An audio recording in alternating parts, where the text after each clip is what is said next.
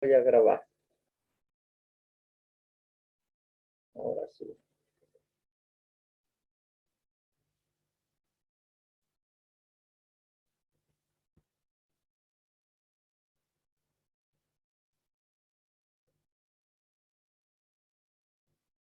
Ya continuamos, ¿ya?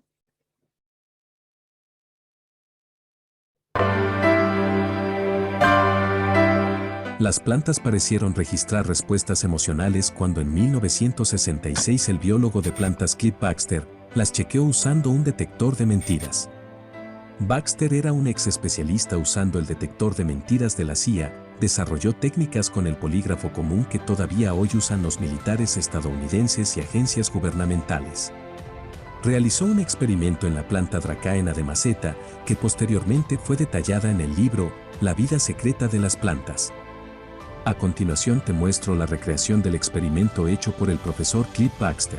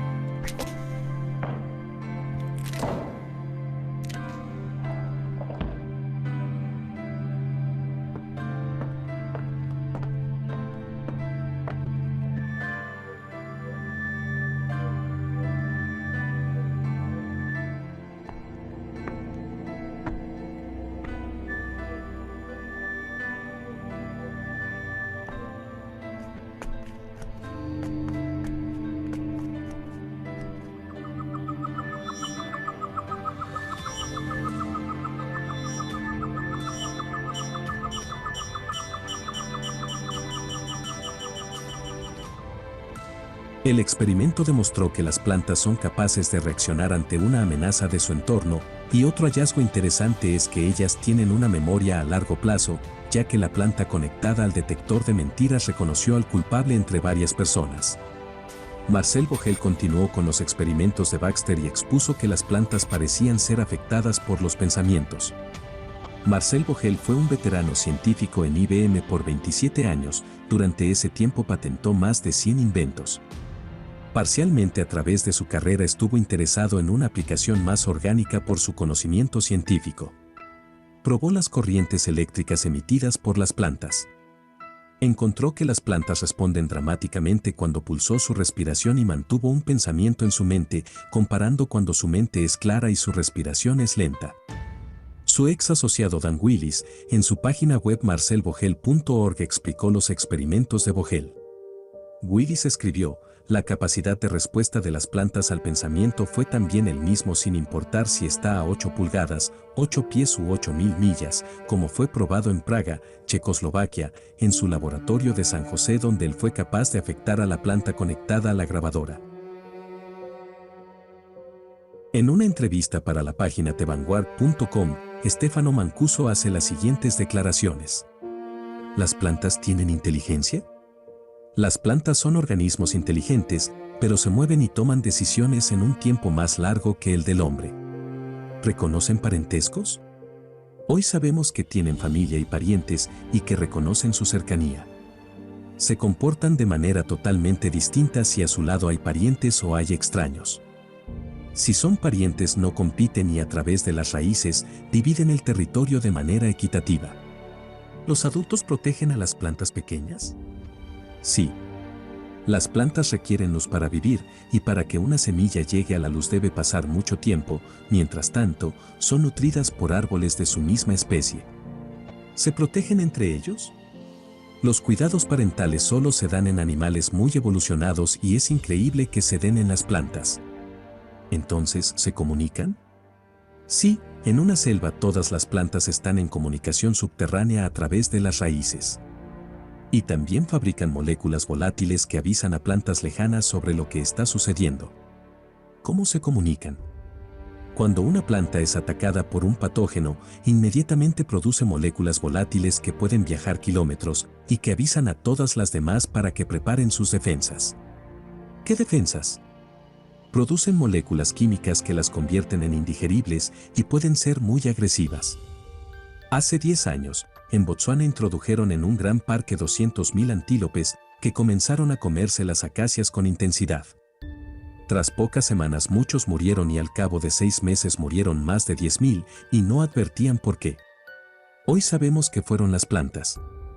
¿Tienen un mecanismo? Sí, y las plantas aumentaron hasta tal punto la concentración de taninos en sus hojas que se convirtieron en un veneno.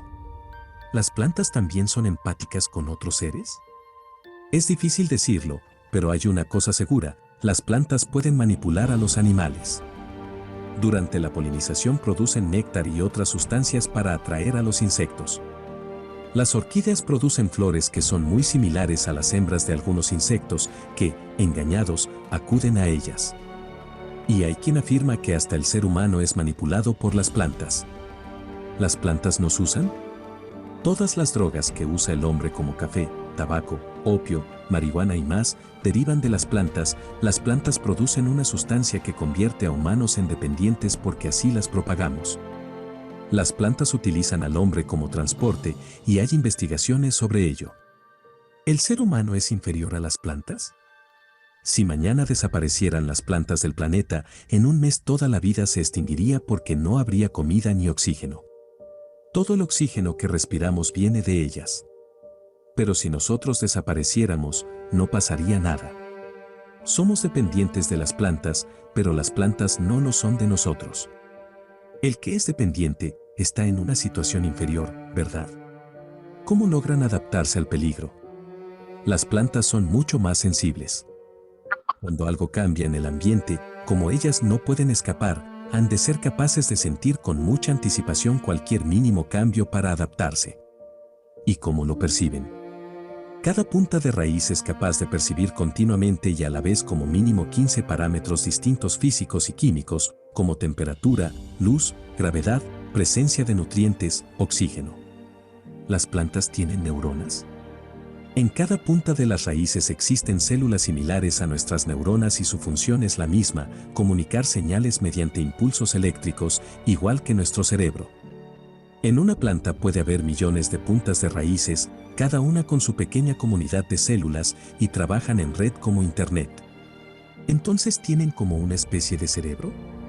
Sí, su zona de cálculo.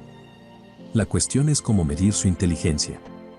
Pero de una cosa estamos seguros, son muy inteligentes, su poder de resolver problemas, de adaptación, es grande.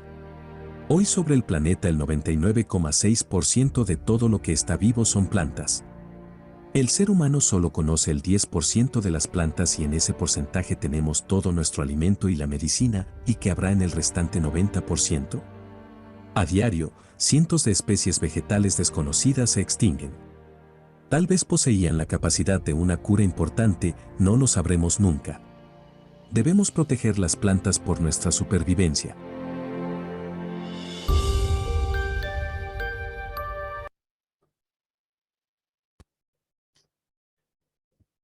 A ver, ¿qué les ha parecido? Muy interesante. Sí, y en una parte sí tiene mucha razón, ya que nosotros, no todos, ¿no? Contaminan mucho la tierra, nos botan su basura, no cuidan las plantas. Y en eso de que las plantas tienen sentimientos, sí es cierto, porque me acuerdo que ahorita me decía de que siempre tienes que hablarle a las plantas bonitos porque ellas sienten todo eso.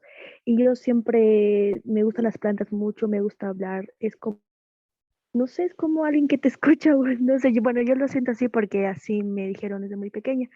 Y eso, Mm, muy bien, gracias, Jessy. A ver, ¿por qué les habré mostrado este video? Estamos viendo el concepto de relacionalidad.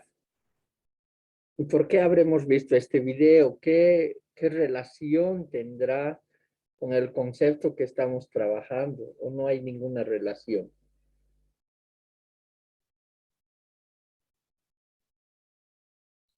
Lice, tal vez pueda esa conciencia, porque las plantas no tienen ojos o para ver lo que pasa a los demás, pero de cierta manera saben lo que está pasando. O sea, tienen una conciencia, al igual que en la conciencia divina de la Pachamama, todo eso, o sea,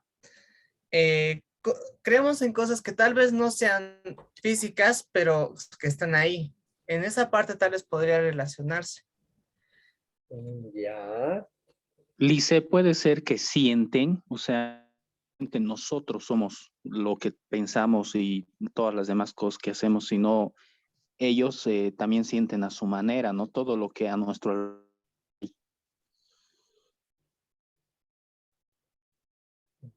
ya, también.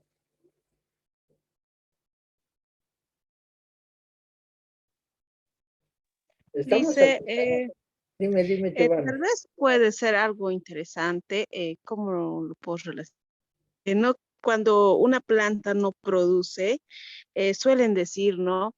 Tienes que darle con el cinturón y le das y empieza a producir.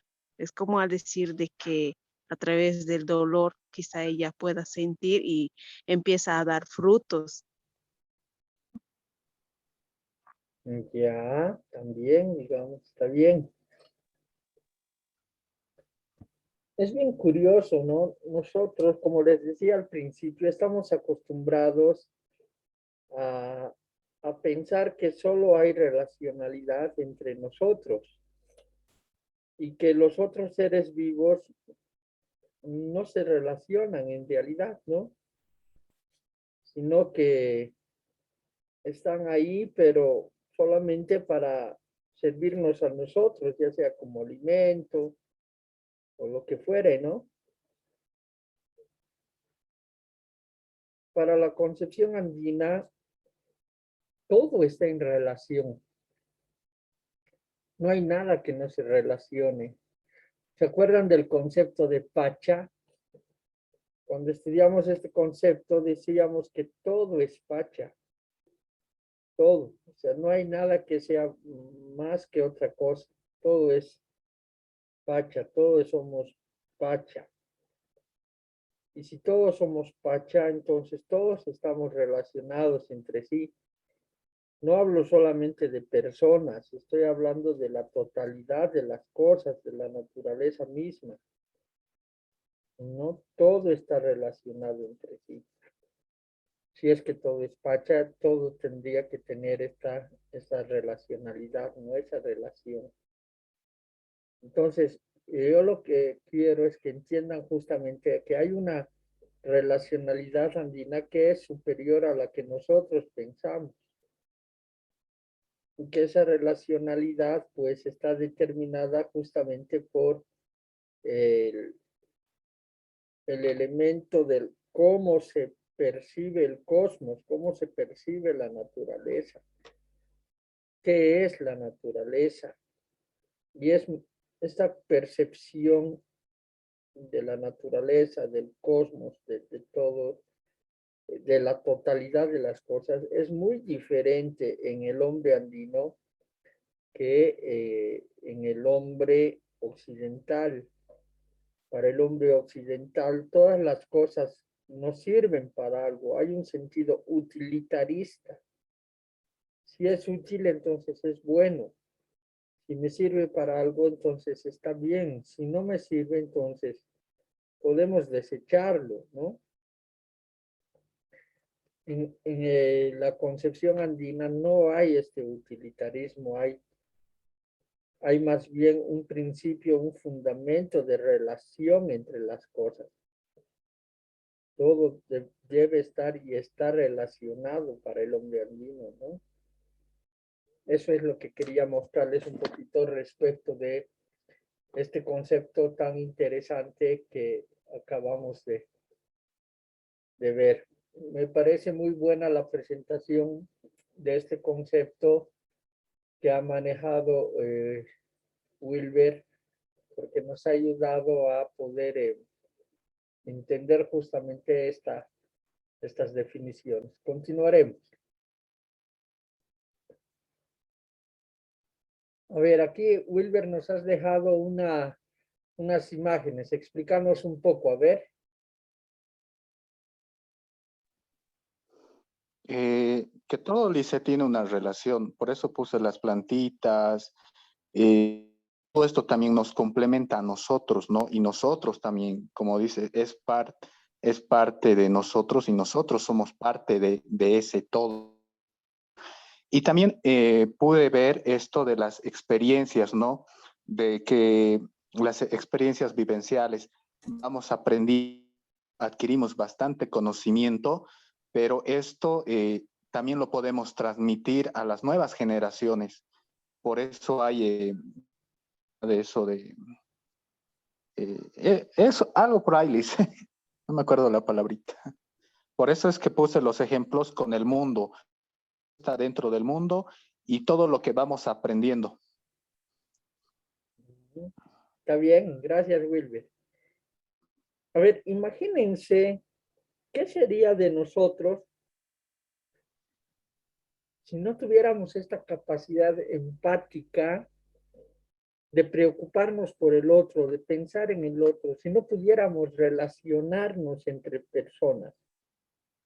¿Qué sería de este mundo? Seguramente, si el ser humano no tendría esa capacidad, probablemente ahorita ya nos hubiéramos extinto, ¿no? Si estamos aquí es porque hemos podido conformar grupos sociales, porque hemos podido conformar guetos, etnias, civilización, porque hemos tenido en algún momento la idea de que somos familia y que entre familiares debemos cuidarnos, de que tenemos una sola raíz, un tronco, y debemos cuidar de todos los miembros de nuestra familia, ¿no? Si no tuviésemos esta capacidad de relación entre nosotros, difícilmente hubiéramos podido lograr todo lo que hasta ahora conocemos. Creo que uno de los conceptos más importantes, no el único, sino uno de los más importantes, porque lo entiende así también la lógica andina, es justamente este concepto de relacionalidad, de relación, de poder establecer estas relaciones entre seres humanos, ¿no? Entre personas. Vayamos al siguiente concepto, correspondencia. Continúa Wilber.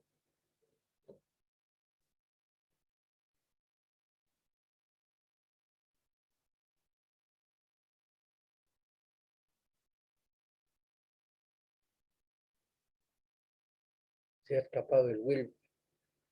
¿Alguien que nos ayude a ver?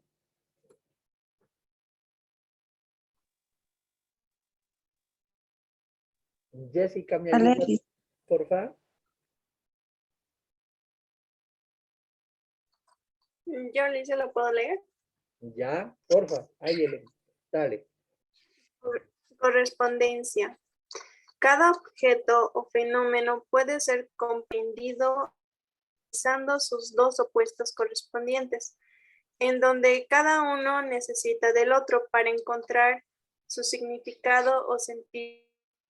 Es así como si no existiese la noche y todo fuera claridad. No se podría comprender el sentido de la claridad del día.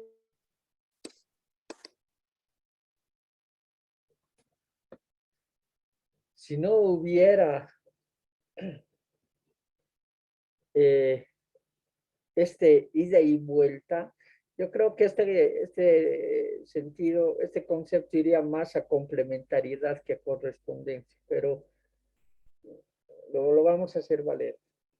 Si es que las cosas no se correspondieran entre sí, no pudiese entenderse una, una unidad y una totalidad de las cosas. Recuerden, chicos, que todo es pacha para la concepción andina, ¿no? Eso no lo pierdan nunca de vista, porque es la clave para entender todos estos conceptos. Todo es pacha. Y si todo es pacha, todo se corresponde, todo se relaciona, todo está vinculado, ¿no? Continúa, por favor.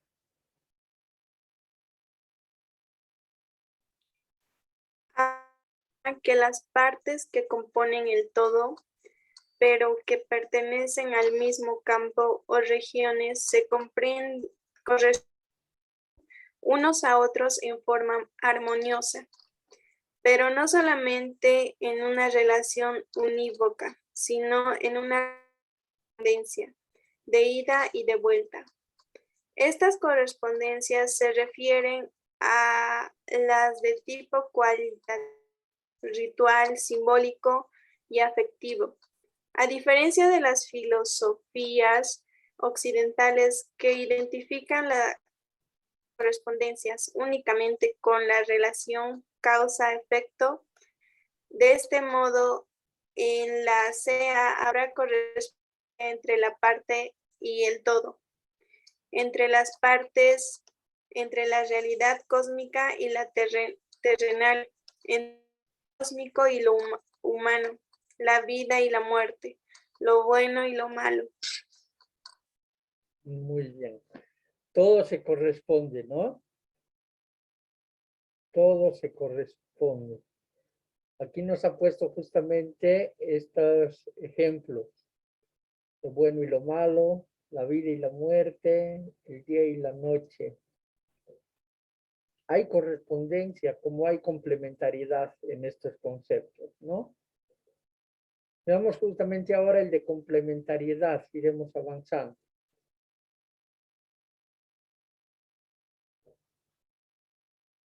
¿Quién va a leer, por favor, voluntarios?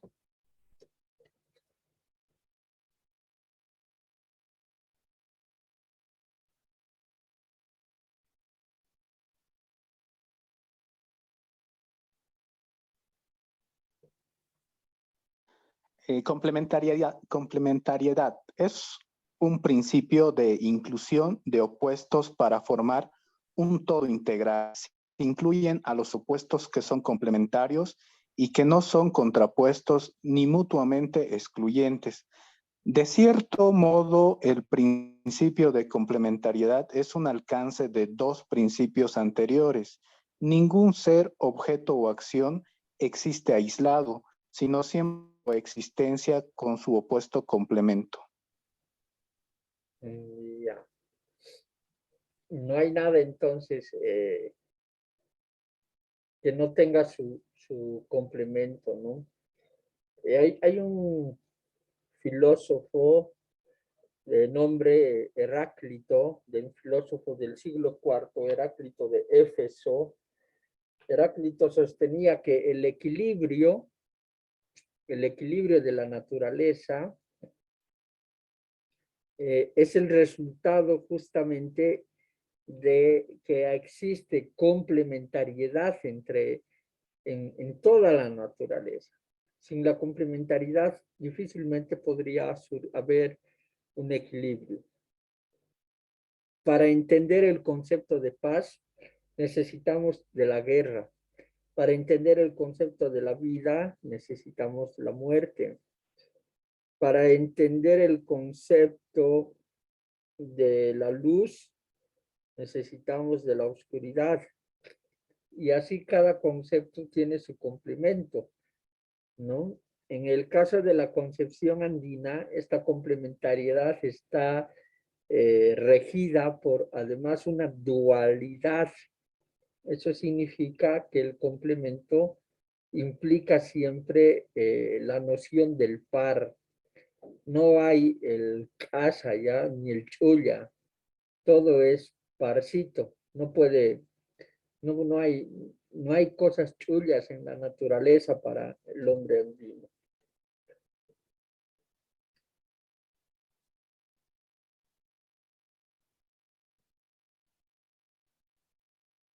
Acá dice, no indica que los opuestos no deben luchar entre sí, sino entenderse e integrarse para un bien en común. La unión hace la fuerza, lo ha puesto aquí su frasecita.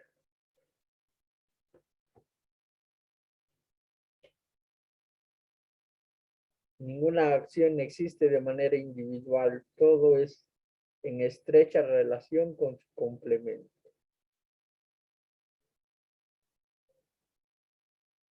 La complementariedad. Veamos este último, reciprocidad.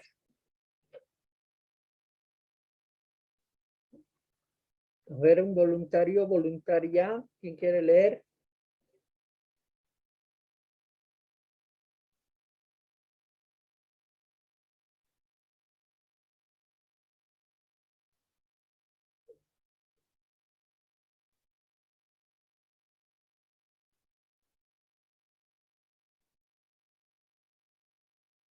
A ver, a ver.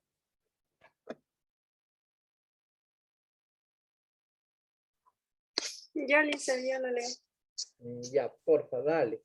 Ya, reciprocidad. El principio de correspondencia se expresa a nivel pragmático y ético. A cada acto le corresponde como contribución complementaria un acto recíproco y ético no solo ligado al ser humano, sino abarcando dimensiones cósmicas. Otra forma de concebirlo es el dar y recibir o dando y dando.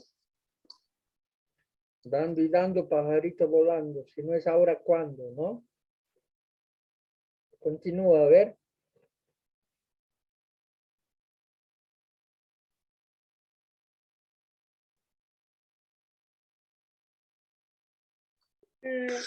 Según este principio, diferentes actos se condicionan mutuamente, de tal modo que el esfuerzo puesto en una acción será recompensada por un esfuerzo de la misma magnitud. Pero la justicia cósmica hace grandes diferencias en el intercambio de bienes. La reciprocidad en el intercambio exige que el trueque no sea un negocio humano, sino más bien una expresión de la justicia cósmica. Por eso es que un mismo bien intercambiado puede tener diferente valor, el que depende de la persona con la que se realiza el acto del trueque. Una arroba de chuño será intercambiada por una media arroba de isbi. Y si el intercambio se hace entre dos sujetos de la misma condición, pero si el dueño de la arroba de chuño tiene que vérselas con un cara, el oro, el que no es andino. Entonces la arroba de chuño exigirá, digamos, 2 de ispi. En este sentido, se puede apreciar que la equivalencia entre los valores de los bienes no es de tipo cuantitativo, sino de carácter cualitativo. El valor de un bien no depende del trabajo que se haya invertido en él o de la utilidad que rinda a los actores. Más bien depende de la persona con la que se negocia en justa aplicación de la justicia cósmica.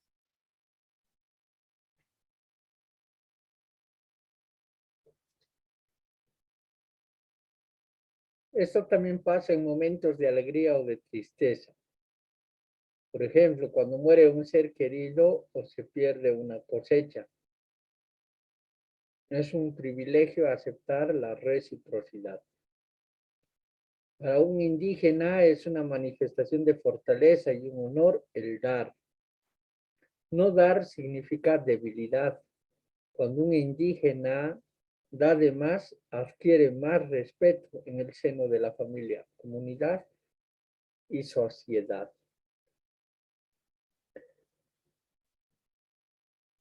Vamos a continuar la siguiente semana, la siguiente clase, hablando todavía un poco más sobre este concepto. Lo vamos a tratar de ligar a la noción de justicia. ¿Qué es lo justo? De ello trataremos el próximo lunes, ¿ya? ¿Hasta aquí alguien tiene alguna pregunta, chicos?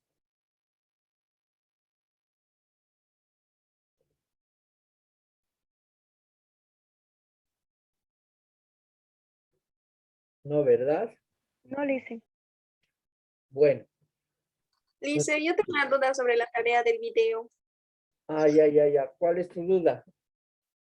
¿Cómo es que lo vamos a realizar?